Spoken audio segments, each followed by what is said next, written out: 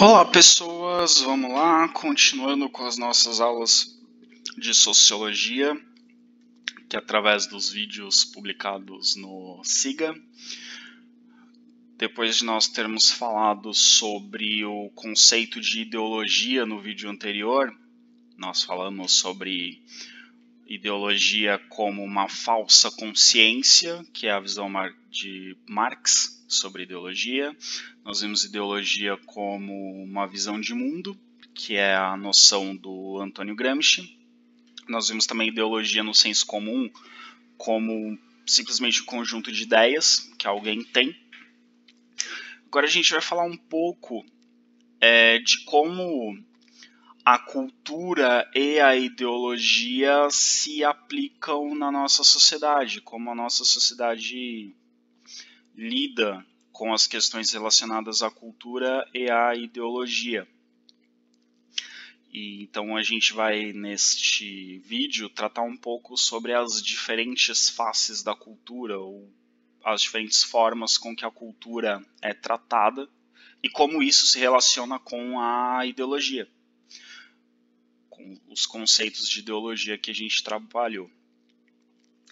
Então, primeira coisa, como a gente viu, a gente insistiu bastante ao longo das aulas presenciais e dos vídeos, não existe uma hierarquia entre culturas. Então a gente trabalhou muito fortemente isso, de que não existe uma cultura superior e uma cultura inferior.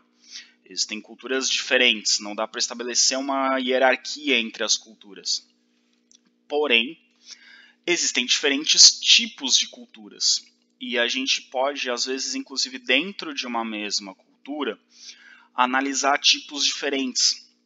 Então, dentro de cada sociedade tem a sua cultura ou as suas culturas, e dentro dessas culturas a gente pode estabelecer algumas divisões, alguns tipos de cultura, que, de novo, a gente não vai classificar como superior ou inferior, mas são culturas produzidas de formas diferentes e que acabam sendo consumidas por públicos diferentes. Então, dentro de uma mesma cultura, a gente pode trabalhar, por exemplo, com a divisão entre cultura popular e cultura erudita. A cultura popular são os saberes não institucionalizados ou não dominantes. Como assim não institucionalizados? São aqueles saberes que não são produzidos pela universidade, que não são produzidos pelas escolas, que não são produzidos por locais reconhecidos como locais produtores de cultura. Ou então aquela cultura que não é dominante, que não é a cultura consumida e propagada pelas classes consideradas dominantes dentro da sociedade. Então a cultura popular seria aquela cultura que não é a cultura padrão, digamos, é uma cultura mais espontânea, é uma cultura ligada a grupos, a camadas mais baixas da sociedade ou produzida fora dos lugares reconhecidos como locais produtores de cultura. Já a cultura erudita seriam os saberes dominantes e institucionalizados. Então a cultura erudita tem a ver, por exemplo, com o saber que é produzido pela universidade, ou como nessa imagenzinha aqui que a gente tem do lado, a gente pensar na música, uma cultura erudita, uma música erudita seria a música ali de quem estuda numa faculdade de música, a música produzida por alguém que estudou algum instrumento, a música produzida por pessoas reconhecidas como produtoras de cultura, um maestro, um músico clássico, ou aquela música reconhecida como música de qualidade pelos grupos dominantes, ou aquela música que tem um reconhecimento social como uma música padrão, como a música clássica, por exemplo.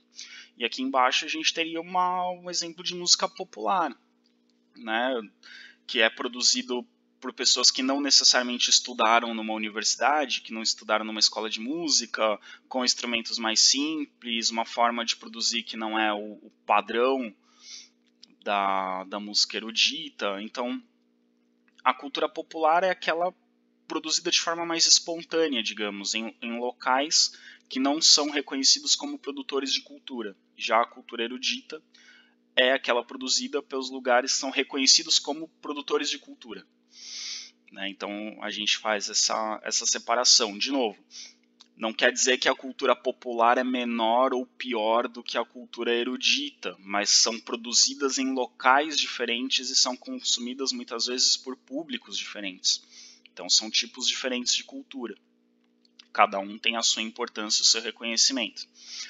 Acontece que, da mesma forma que existe todo o preconceito cultural que a gente analisou em aulas anteriores, e que as pessoas podem sofrer preconceito porque são identificadas como tendo mais ou menos cultura, também é muito comum que a cultura popular sofra algum tipo de preconceito, ou que seja considerada inferior ou menor do que a cultura erudita.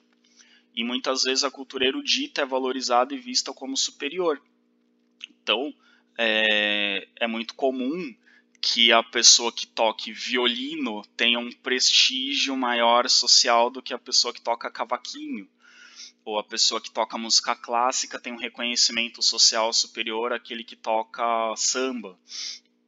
Então, a nossa sociedade faz uma diferenciação, infelizmente, com base em preconceitos, com base em valores às vezes equivocados, colocando a cultura erudita como algo superior e a cultura popular como algo inferior.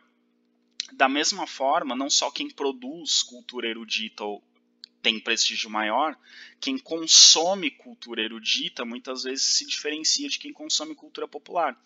Aquela pessoa que ouve música clássica, às vezes é vista como mais inteligente, ou como mais educada, ou como mais culta do que aquele que ouve funk, por exemplo.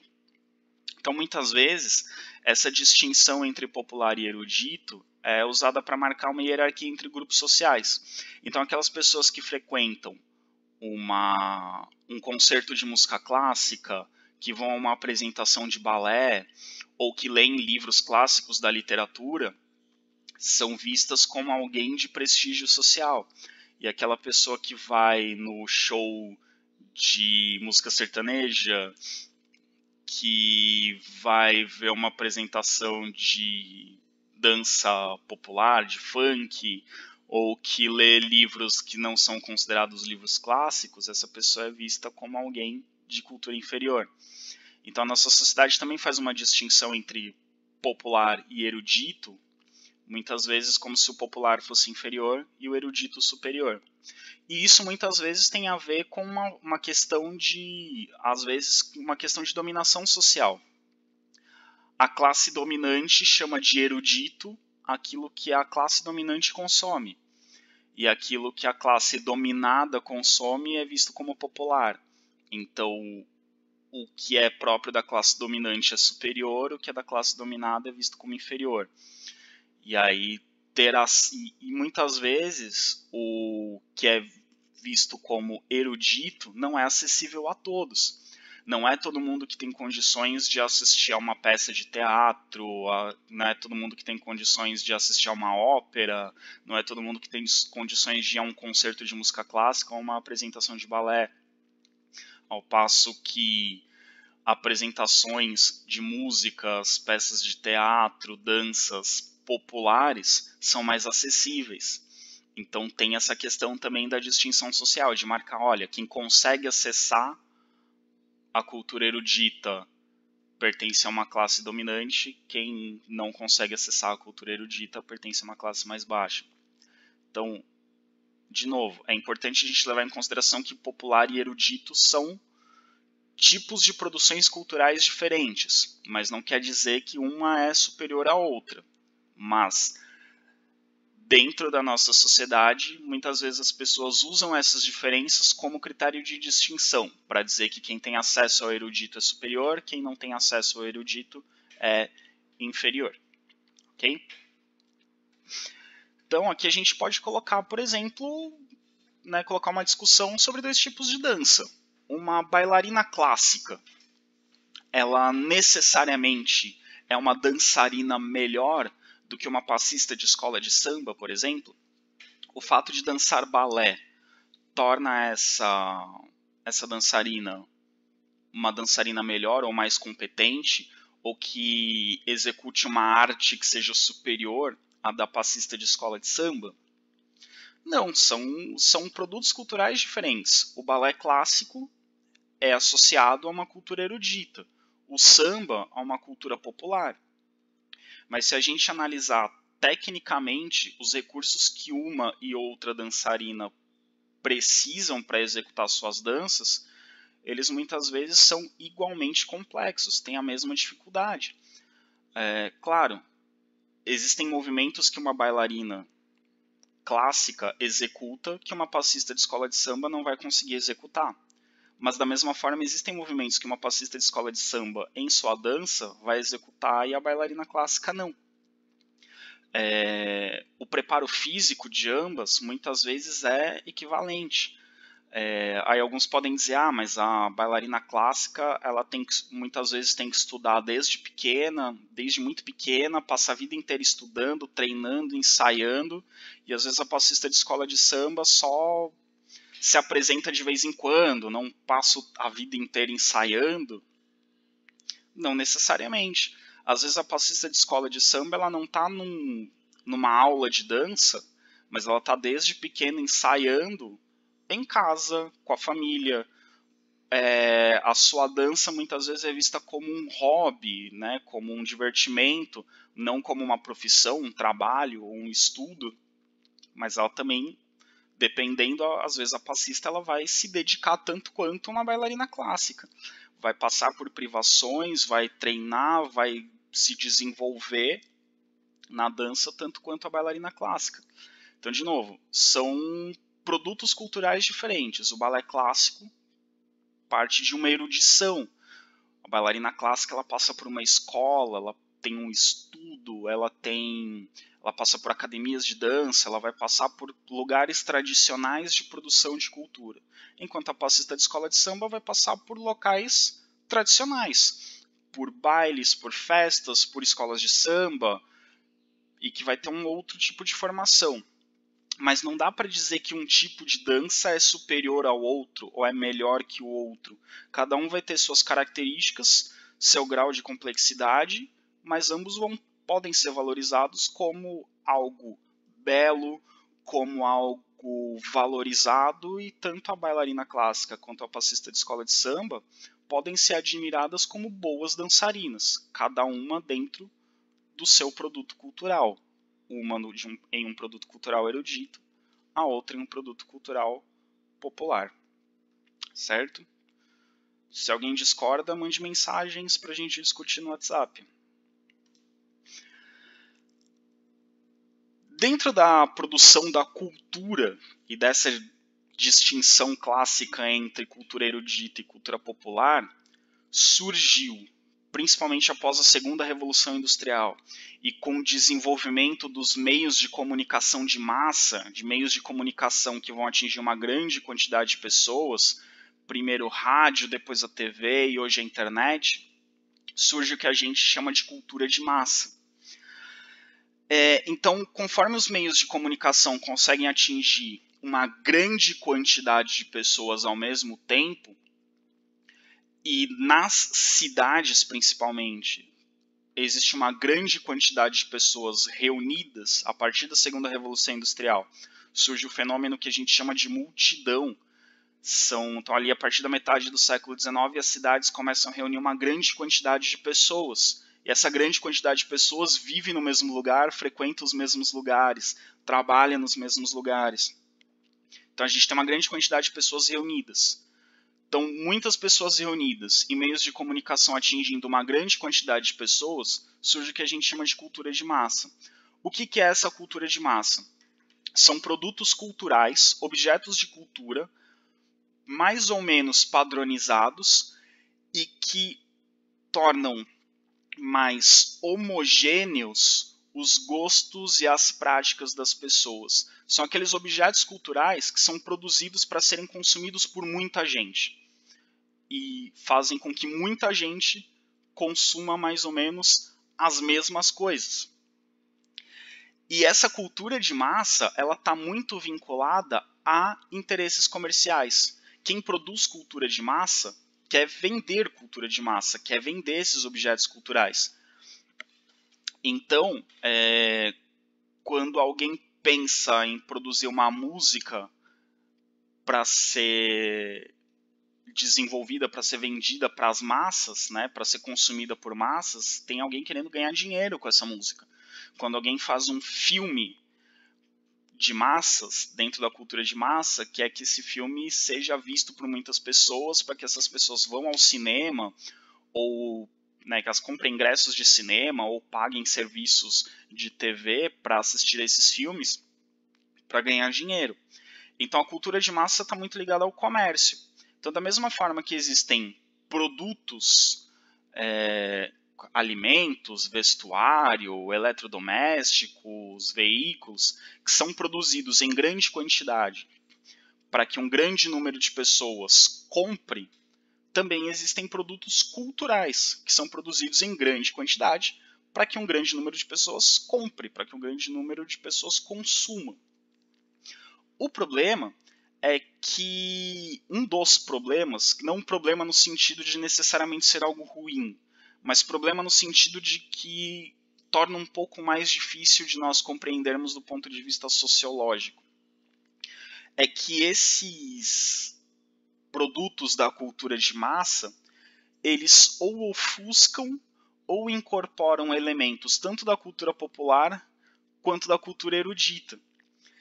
E a cultura popular, tanto a cultura popular quanto a cultura erudita, elas acabam se tornando secundárias diante da cultura de massa. A grande maioria dos produtos culturais que nós consumimos são produtos de cultura de massa. E aí, tanto a cultura popular quanto a cultura erudita ou são absorvidas pela cultura de massa ou são colocadas em segundo plano. Por exemplo, o que diferenciaria, né, um objeto da cultura erudita ou da cultura popular da cultura de massas? Um objeto cultural de cultura popular, ele tem muito a ver com práticas locais, por exemplo, com grupos específicos que realizam determinadas ações. Vamos pensar, por exemplo, em cultura popular, uma roda de samba. Um grupo de pessoas que se reúne para tocar, cantar, dançar ali numa roda de samba. A partir do momento que essa roda de samba é levada, digamos, para um grande palco, tem um grande público assistindo, e além disso essa roda de samba é filmada e vendida como um DVD ou como um especial no Netflix, por exemplo, ela deixa de ser um elemento de cultura popular propriamente para se tornar um elemento de cultura de massa. E às vezes essa transformação do elemento de cultura popular para a cultura de massa faz com que esse objeto perca algumas características. Vocês devem concordar comigo. Uma roda de samba feita no quintal de uma casa, ela vai ser muito diferente de uma roda de samba feita num palco de um teatro, filmada e vendida para vários outros lugares. Então ela vai perder algumas características, ela vai passar por algumas transformações. Não vou entrar no mérito se isso é bom ou se isso é ruim, mas a cultura de massa ela transforma elementos da cultura popular em cultura de massa. A cultura popular, que tem elementos que são muito específicos, ao se transformar em cultura de massa, ela passa por uma padronização, para que ela seja produzida e vendida em grande escala. E algo semelhante pode acontecer com a cultura erudita, por exemplo. Aqui no Brasil, não vou me lembrar de casos mais específicos, mas seria o caso da gente imaginar, por exemplo, uma cantora de música clássica, uma soprano de ópera, que começa a frequentar programas de TV cantando música popular e tem essa sua produção artística sendo comercializada em outro formato. Então, ela, de novo... Então, ela também... A apresentação erudita, ao ser transformada em apresentação de massas, ela vai passar por alguma transformação, por algumas transformações. E, às vezes, transformações de conteúdo, porque elementos da cultura erudita, eles precisam precisam que o público tenha uma certa familiaridade com alguns elementos da cultura erudita. A pessoa precisa conhecer algumas coisas da cultura erudita. E quando um objeto da cultura erudita é passado para a cultura de massas, ele precisa ser simplificado para que mais pessoas entendam, mais pessoas conheçam, mais pessoas tenham acesso. Então, a cultura de massas, ela incorpora elementos do popular e do erudito, adapta esses elementos para que eles possam ser reproduzidos em grande escala. Então essa é a ideia da cultura de massa. É algo que é produzido para ser consumido por muitas pessoas e produzido em grande quantidade. E para ser produzido em grande quantidade, ele tem que ser mais ou menos padronizado para que todo mundo receba mais ou menos o mesmo produto. Então essa é a ideia da cultura de massa. Talvez os primeiros pensadores, filósofos, a se preocuparem com a relação entre a cultura de massa e a indústria cultural é a que vai produzir esses elementos da cultura de massa, esses produtos da cultura de massa, foram os filósofos alemães Adorno e Horkheimer. Adorno e Horkheimer fazem parte de um grupo de pensadores alemães que viveram ali após a Segunda Guerra Mundial, viveram a Segunda Guerra Mundial e após a Segunda Guerra Mundial. Esses pensadores alemães ficaram conhecidos como Escola de Frankfurt. A Escola de Frankfurt tem uma grande influência do marxismo, de ideias marxistas. Eles pensam, em alguns pontos, eles têm ideias divergentes do marxismo, mas eles têm muita influência do pensamento marxista, do materialismo histórico, da ideia de classes, né, de luta de classes, eles têm uma influência marxista. Em 1947, após a Segunda Guerra Mundial, eles desenvolveram, Adorno e Horkheimer, o conceito de indústria cultural. E eles usaram esse conceito de indústria cultural para demonstrar a massificação da cultura, que a cultura se tornou algo de massa, se tornou um produto a ser consumido por muitas pessoas.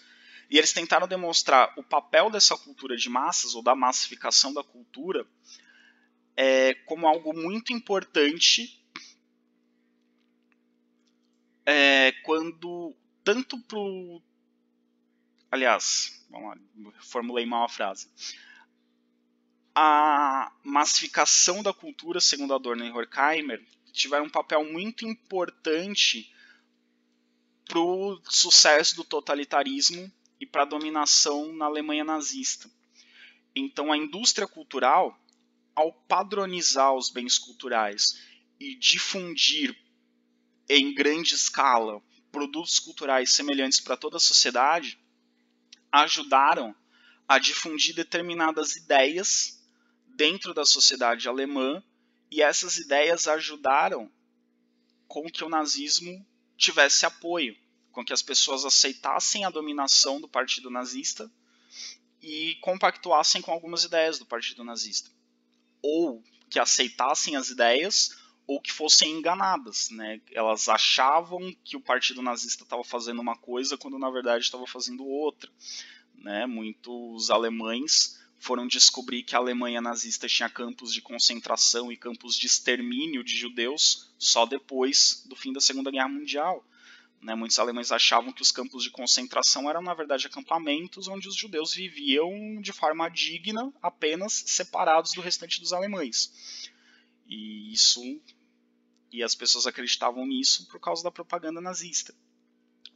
E quando elas descobriram depois que, na verdade, eram campos de trabalhos forçados e depois se transformaram em campos de extermínio, muitas delas ficaram horrorizadas. Né?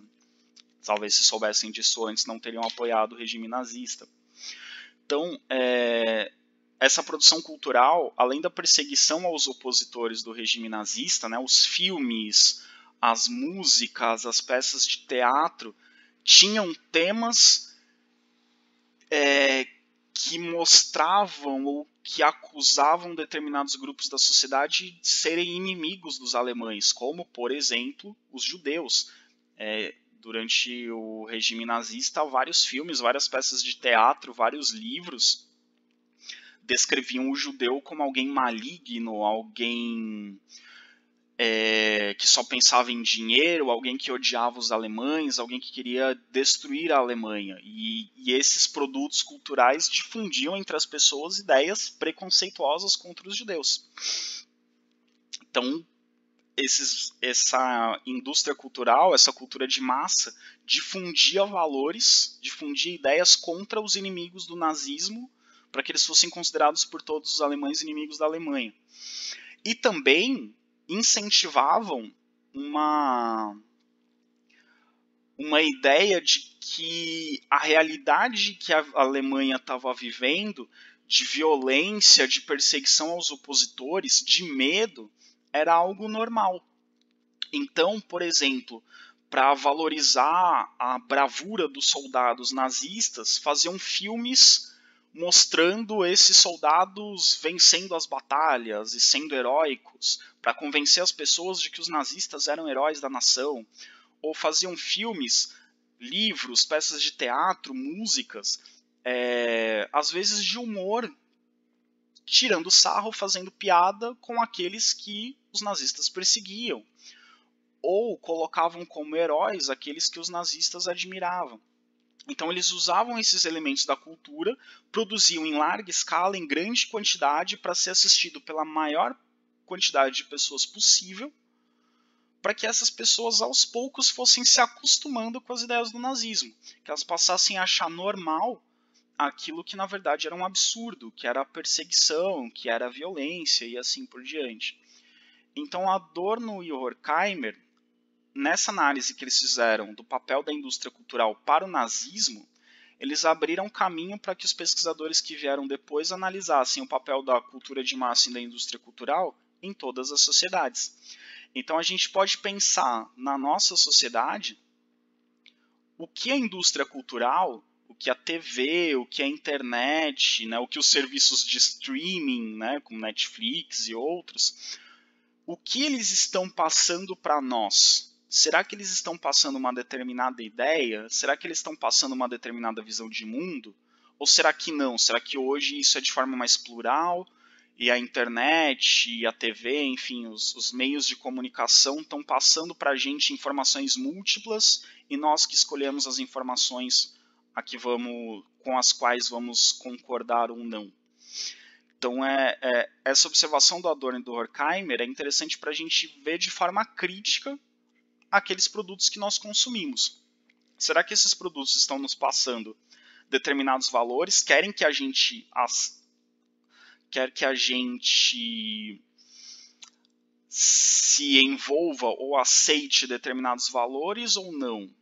Quando eu escolho aquilo que eu vou assistir, quando eu vou ver os meus filmes, assistir as minhas séries, ouvir as minhas músicas, ler os meus livros, eu estou escolhendo aquilo que eu quero e não compactuando com o que a indústria cultural quer que eu veja. Isso é uma reflexão importante que eu gostaria que vocês fizessem. A partir daí surge a ideia, o conceito de massificação da cultura.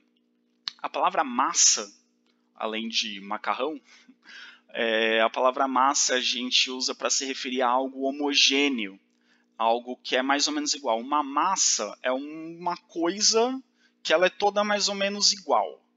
E uma massa também, assim como uma massa de modelar, por exemplo, a gente dá o formato que a gente quiser. Então, a ideia de massificação da cultura é considerar todos os consumidores de cultura, nós, como uma massa mais ou menos igual, como um grupo de pessoas mais ou menos igual, e que pode ser modelado segundo a vontade daqueles que produzem a cultura. E aí cabe a nós refletir até que ponto nós estamos nos comportando como massa homogênea e moldável, ou como consumidores mais individuais, mais conscientes e que não são assim tão moldados.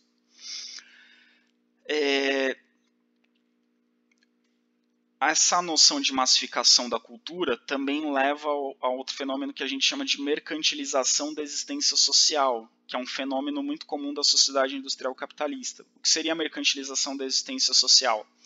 Todos os elementos da sociedade podem ser tratados como mercadorias. Então, qualquer coisa pode ser uma mercadoria dentro dessa mercantilização da existência social, inclusive arte, né? Inclusive bens culturais. Filmes são mercadorias, livros são mercadorias, músicas são mercadorias, obras de arte são mercadorias, poemas são mercadorias e assim por diante. Então qualquer coisa pode ser uma mercadoria.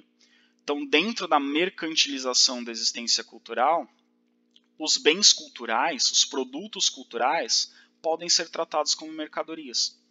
E aí a gente pode discutir se é correto tratar esses bens culturais como mercadorias ou não. Mas dentro da sociedade industrial capitalista, isso é possível. Uma música pode ser uma mercadoria. E a gente vive numa sociedade que de fato ela é. Nós consumimos música como mercadoria. Seja antigamente era mais comum as pessoas comprarem CDs, hoje você assina o Spotify para ter acesso a músicas.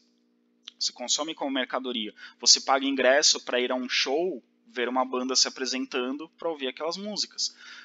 Um livro, ele é uma mercadoria, né? A literatura é mercadoria. Obras de arte são mercadorias. Filme, então, nem se fala. É muito difícil hoje a gente pensar no filme sem ser uma mercadoria. Nós consumimos, a grande maioria dos filmes que nós consumimos vem da indústria cinematográfica. São grandes estúdios que produzem filmes com o objetivo de vender esses filmes, ganhar dinheiro. Existem filmes que não são comerciais? Existem, mas mesmo esses chegam até nós através dos mecanismos da indústria cultural. Então a gente vive numa sociedade em que tudo nela pode ser tratado como mercadoria, e na maioria das vezes é tratado como mercadoria, inclusive os bens culturais. Certo? Bom, e o que seria essa indústria cultural que a gente fala? A indústria cultural ela é composta pelo conjunto dos veículos de comunicação. O primeiro deles, o primeiro grande veículo da indústria cultural, o rádio. Antes do rádio, era basicamente era a imprensa, né? A literatura, os livros, os jornais.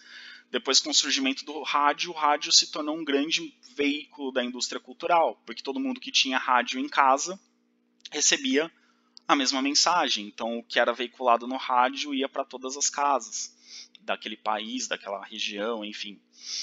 Depois do rádio, a TV vai ter esse papel, e a TV vai ser predominante até muito recentemente. E hoje em dia a TV cada vez mais está perdendo espaço como grande veículo da indústria cultural para a internet. E aí a gente tem... Já poderíamos dizer que em alguns grupos da sociedade, o YouTube, por exemplo, ou serviços de streaming como o Netflix, já tem uma influência maior sobre o consumo, sobre a produção de cultura, né, sobre aquilo que as pessoas consomem, do que a TV. Existem grupos sociais que a TV ainda é muito forte, ainda é o principal veículo da indústria cultural, mas já existem grupos sociais em que a internet já superou a TV. Então a gente está num momento em que a TV está perdendo a sua hegemonia, já perdeu em alguns grupos, ainda tem em outros, então a gente está vivendo esse momento de transformação. Esses veículos de comunicação, para o bem ou para o mal, são controlados pelas classes dominantes. Os principais canais do YouTube, os serviços de streaming, os estúdios de televisão, os estúdios de rádio, são controlados pelos mesmos grupos que controlam o restante da indústria, ou pela mesma camada social que controla o restante da indústria. Claro que existem alternativas, existem grupos que produzem conteúdo para a TV, para a internet, para o rádio, de forma independente, que não estão ligados a esses grupos. Mas eles têm, obviamente, um alcance muito menor. Quando você não está ligado a grandes empresários ou a grandes empresas, o alcance do seu produto cultural vai ser bem menor do que o de alguém que tem um grande estúdio, uma grande empresa, uma grande emissora por trás. Então, muitas vezes, e aí alguns sociólogos trabalham com essa hipótese, como esses veículos de comunicação são controlados pela mesma classe que controla os meios de produção, controla as indústrias, controlam as empresas, eles acabam transformando o lazer em um prolongamento das relações de trabalho. Então eles usam a indústria cultural para veicular informações e valores que vão manter o trabalhador em seu momento de lazer ainda pensando, refletindo e agindo dentro da lógica de trabalho. Então, por exemplo, quando um canal de televisão faz um programa, né, mostra num programa informações sobre a saúde da pessoa, essas informações sobre a saúde são para que o trabalhador assistindo aquele programa de TV se mantenha saudável, para que ele não fique doente e continue trabalhando.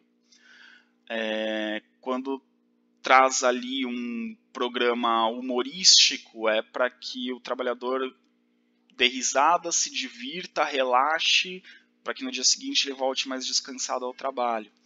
Claro que aqui a gente está fazendo uma análise muito, digamos, maquiavélica da indústria cultural, mas a gente precisa um pouco refletir sobre isso. Até que ponto a indústria cultural está nos dando condições para que a gente reflita sobre a nossa vida, para que a gente reflita sobre o que a gente está fazendo, e até que ponto essa indústria cultural está dando para a gente informações para que a gente não reflita, mas para que a gente simplesmente descanse e volte a trabalhar. Então dá para a gente pensar um pouco sobre isso. A indústria cultural, de um modo geral, ela transforma os seus produtos em coisas. Leva a lógica, esses produtos são mercadoria, então são coisificados, ou seja, são transformados em objetos, e segue também a lógica da mecanização. O que é essa lógica da mercadoria, coisificação e mecanização? É o consumo sem reflexão crítica. Eu assisto filme, não assisto o filme para refletir sobre o que o filme está representando. Assisto o filme simplesmente para me distrair. Então, a indústria cultural produz objetos que vão ter o papel apenas de distração para quem o consome. Não levaria à reflexão crítica. Claro, também existe uma discussão, né? Sempre essa análise assim, sempre durante muito tempo, né, os sociólogos diziam, por exemplo, as novelas, elas são para que o público se distraia e compre as ideias, os valores que estão ali colocados e não reflita sobre a realidade. Hoje em dia, essa afirmação já é bastante questionável. Nós temos muitas novelas, muitas séries de TV que trazem reflexões muito interessantes e que questionam algumas ideias vigentes na sociedade. Então é aquela coisa. Dá para a gente olhar com um viés mais crítico e dá para a gente perceber também alguma transformação nesses objetos da indústria cultural. Mas a gente também vai encontrar programas de TV, canais de YouTube que não vão me trazer reflexão coisa nenhuma, que o objetivo é só ficar lá distraído olhando o que está acontecendo, vendo, sei lá, a pessoa se passar Nutella no corpo, se pintar o cabelo, ou tropeçar na rua, cair numa pegadinha, que isso não vai me gerar reflexão. Né? Mas enfim, é uma análise que a gente pode fazer. Existem objetos da indústria cultural que de fato não trazem reflexão nenhuma. Mas será que a gente vive num contexto em que já existem objetos da indústria cultural que trazem reflexões? Ou será que essas reflexões também trazidas pelos produtos da indústria cultural não são as reflexões que eles querem que nós tenhamos e nós não temos como escapar dessa reflexão? Né? Eu não tenho uma visão tão pessimista a respeito desse ponto. Eu acho que existem produtos da indústria cultural que nos trazem a reflexão, mas também existem os que não trazem. Então, a gente tem que ter esse olhar crítico para perceber quando a gente está sendo levado a refletir ou não. E também alguns sociólogos entendem que a indústria cultural, os objetos da indústria cultural, levam à consolidação do capitalismo como sistema social hegemônico. Eles não questionam o capitalismo. Eles reproduzem os valores da sociedade capitalista. Bom, e aí a gente pode pensar em alguns problemas da indústria cultural. Segundo Adorno e Horkheimer, a indústria cultural estava degradando a cultura, né? Ao padronizar, ao transformar em produto, ao transformar em objeto, a cultura estava sendo degradada, ela estava perdendo qualidade. Então a obra de arte, a singularidade da obra de arte seria substituída pela produção em série. E isso a gente pode observar muito claramente na música e no cinema, por exemplo. Se a gente pensa na música, existe um determinado estilo musical que faz sucesso, um determinado formato. A gente pode pensar, por exemplo, no sertanejo, em alguns tipos de música sertaneja.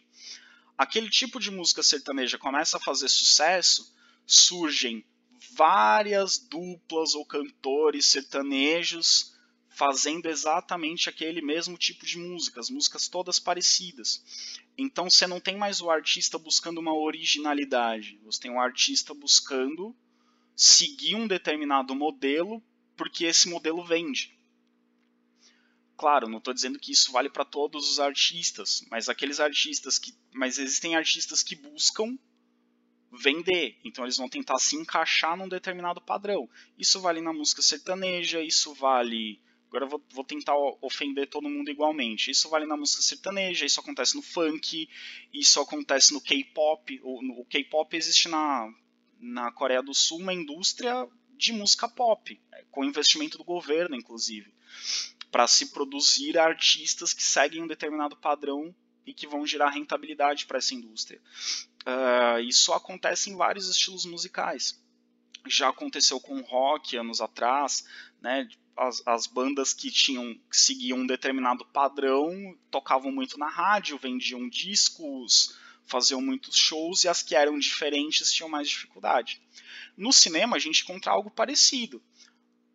Por exemplo, filmes de super-heróis, alguns anos atrás, começaram a fazer sucesso, a partir daí começaram a surgir vários.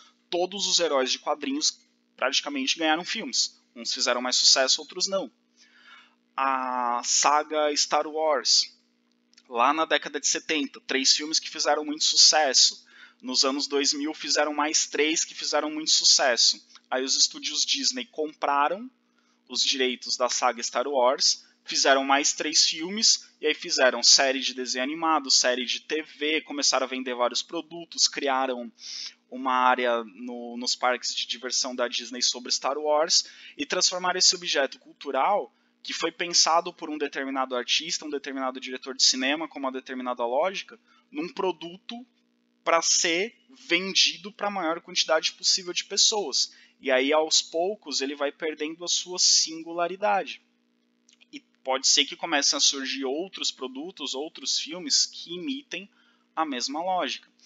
Então, a indústria cultural, ela não incentiva o artista a ser criativo. Ela incentiva o artista a procurar reproduzir um determinado padrão para que ele tenha sucesso, para que ele venda tanto quanto os outros que seguem aquele padrão.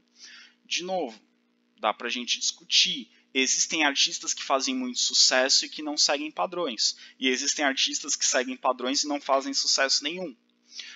Mas um dos problemas, ou o grande problema da indústria cultural, é que a obra de arte deixa de ter valor por sua qualidade e ela passa a ter valor pelo quanto que ela consegue vender. E às vezes a obra que consegue vender não necessariamente é uma obra boa, mas é uma obra que vai ser acessível para uma grande quantidade de pessoas. Né? Às vezes um filme muito bom, ele não vai ser acessível para muita gente, porque muita gente vai ter dificuldade de entender o filme, mas o filme é bom.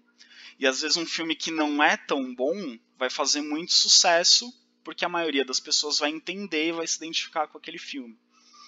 Então a indústria cultural pode nos trazer esses problemas de, ao buscar o sucesso comercial, o artista deixa de pensar na qualidade da sua obra.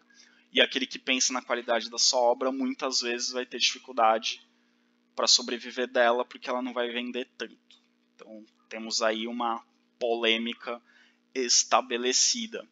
Tudo bem?